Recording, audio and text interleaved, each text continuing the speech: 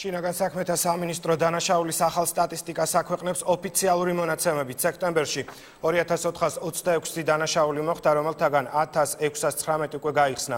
როგორც უწყებაში აღნიშნული, წინა წლის ამავე პერიოდთან შედარებით დანაშაულის პროცენტული კლების მაჩვენებელი 12.45% შეადგენს. რაც შეეხება იანვრიდან სექტემბრამდე პერიოდს, ამ დროის განმავლობაში 19,787 დანაშაულის შემთხვევა რეგისტრირდება, მათგან გახსნილია 12,529.